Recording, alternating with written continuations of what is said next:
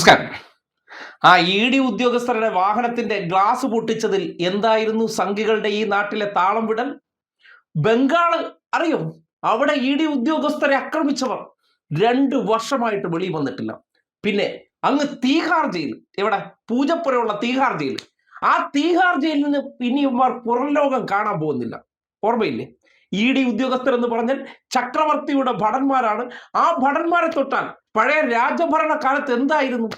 കനത്ത ശിക്ഷയായിരുന്നു. എന്താണ് ആ കനത്ത ശിക്ഷ? നിങ്ങൾ കാണണ്ടേ? ഇതേ കണ്ടോ? ഇ ഡി ഉദ്യോഗസ്ഥരെ ആക്രമിച്ച കേസിൽ CPIM പ്രവർത്തകർക്കെതിരെ വധശ്രമ കുറ്റം പ്രഥമ ദൃഷ്ട്യാ നിലനിൽക്കില്ല എന്ന് ഹൈക്കോടതി. ഇ ഡി ഉദ്യോഗസ്ഥരുടെ പരിക്ക് ഗുരുതരമല്ല. ആക്രമിക്കാൻ ഉപയോഗിച്ച ആയുധം കണ്ടെത്താൻ കഴിഞ്ഞിട്ടില്ല. പ്രതികൾ 67 ദിവസമായി കസ്റ്റഡിയിലുണ്ടെന്ന് ചൂണ്ടിക്കാട്ടിയാണ് 7 CPIM പ്രവർത്തകർക്ക് ജാമ്യം അനുവദിച്ചത്.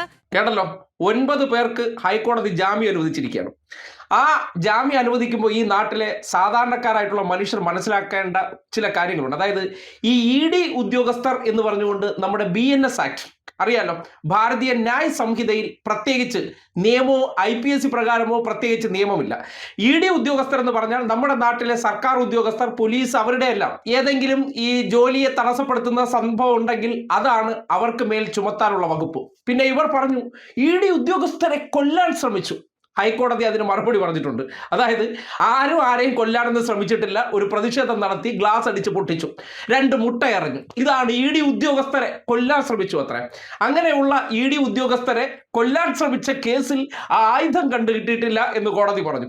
അതിനോടൊപ്പം തന്നെ ഇതിൽ ഇ ഡി ഉദ്യോഗസ്ഥർക്ക് നിസാര പരിക്കാണ്. അതൊന്നും വധശ്രമത്തിന്റെ പരിഗണനയിൽപ്പെടില്ല. അതുകൊണ്ട് ഈ കേസുമായി ബന്ധപ്പെട്ട് വധശ്രമം നിലനിൽക്കില്ല എന്ന് പറഞ്ഞിരിക്കുന്നത് ഹൈക്കോടതിയാണ്.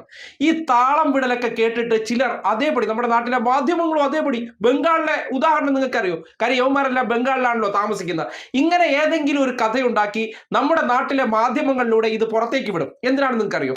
ഇത് നമ്മുടെ നാട്ടിലെ ജഡ്ജിമാരും വാർത്ത വായിക്കുന്നവരാണ്. ആ വാർത്ത വായിക്കുമ്പോൾ ബംഗാളിൽ ഇങ്ങനെ ഒരു സംഭവം ഉണ്ട്, നിങ്ങൾ എന്ത് ചെയ്യരുത്, അതുകൊണ്ട് ജാമ്യം കൊടുക്കരുത് എന്ന് മാധ്യമ സ്ഥാപനത്തിനകത്തിരിക്കുന്ന സംഘികൾ അവർക്ക് കൊടുക്കുന്ന ഒരു ഇൻഫർമേഷൻ ആയിട്ടാണ് നമ്മൾ കാണേണ്ടത്. അല്ലാതെ ഇതൊക്കെ നിങ്ങൾ കരുതും വാർത്തയാണെന്ന്. അല്ലെങ്കിൽ നിങ്ങൾ തന്നെ ആലോചിച്ച് നോക്കൂ, നമ്മുടെ നാട്ടിൽ പോലീസ് ഉദ്യോഗസ്ഥരെ അവരേതെങ്കിലും ഇപ്പോൾ കേസിൽ പിടിക്കാൻ ചെല്ലുമ്പോൾ വണ്ടി അടിച്ച് പൊട്ടിച്ചോ എന്ന് വിചാരിച്ചോ? ഏത് കേസാണ് എടുക്കാൻ പറ്റുന്നത്? വധശ്രമ കേസാണോ എടുക്കുന്നത്? അല്ല, PDPP ആക്ട് വെച്ച് കേസെടുക്കാം. ഇതിപ്പോ സ്വകാര്യ വാഹനത്തിലാണ് ഇ ഡി ഉദ്യോഗസ്ഥർ അന്ന് റെയ്ഡിന് പോയത്. ആ സ്വകാര്യ വാഹനത്തിന്റെ ഗ്ലാസ് പൊട്ടിക്കുന്നത് ഒരിക്കലും PDPP ആക്ട് അട്രാക്ട് ചെയ്യാത്ത വകുപ്പാണ്. അതിനോടൊപ്പം തന്നെ നമ്മുടെ നാട്ടിൽ ഇ ഡിക്ക് പ്രത്യേക നിയമമൊന്നുമില്ല. ഇ ഡിയും സർക്കാർ ഉദ്യോഗസ്ഥരാണ്. അവർ കേന്ദ്രന്മാരുടെ ചില താല്പര്യങ്ങൾ നടപ്പിലാക്കാൻ വന്നതിൽ ഒരു പ്രതിഷേധം ഉണ്ടായി. ആ പ്രതിഷേധത്തിന്റെ ഭാഗമായി 2 ഗ്ലാസ് പൊട്ടിയെന്ന്. ആ ഗ്ലാസ് പൊട്ടിയത് മഹാ അപരാധമാണ്, ഇ ഡിക്ക് നേരെ അങ്ങനെ ചെയ്തു കഴിഞ്ഞാൽ നിങ്ങൾ തീഹാർ ജയിലിൽ കിടക്കുമെന്നൊക്കെ പറഞ്ഞത് എന്തിനാണെന്ന് ഇനിയെങ്കിലും തലയ്ക്കകത്ത് നിങ്ങൾക്ക് ചിന്തിക്കാൻ പറ്റുമെങ്കിൽ ഒന്ന് ആലോചിച്ച് നോക്കൂ. ചെയ്തത് ശരിയാണോ? ശരിയല്ലാത്ത പ്രവർത്തനം തന്നെയാണ്. പക്ഷേ ഒരു ആൾക്കൂട്ടത്തിനിടയിൽ ഒരു പ്രതിഷേധം ഉണ്ടാകുമ്പോൾ ആ പ്രതിഷേധത്തിന്റെ ഭാഗമായിട്ട് ആരെയും തല്ലിയില്ല, വണ്ടിയിലിട്ട് അടിച്ചു, ഗ്ലാസ് പൊട്ടിച്ചു, അവർ പോയി.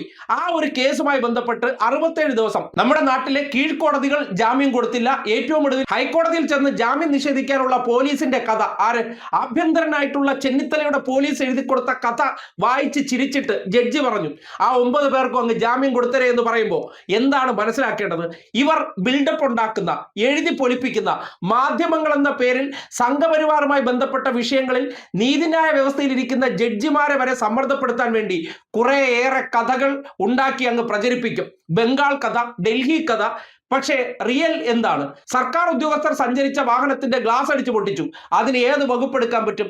ആ വകുപ്പ് മാത്രമേ അവർക്ക് മേൽ ചുമത്താൻ പറ്റുള്ളൂ. അതിനപ്പുറത്തേക്ക് വധശ്രമത്തിന് കേസെടുത്തത് കോടതിയുടെ വരാന്തയിൽ പോലും നിൽക്കില്ല എന്ന് ഹൈക്കോടതി ജാമ്യം അനുവദിച്ചുകൊണ്ട് പറയുമ്പോൾ സംഘി തള്ളെന്താണെന്ന് ചിന്തിക്കാനുള്ള ഒരു അവസരം കൂടിയാണത്.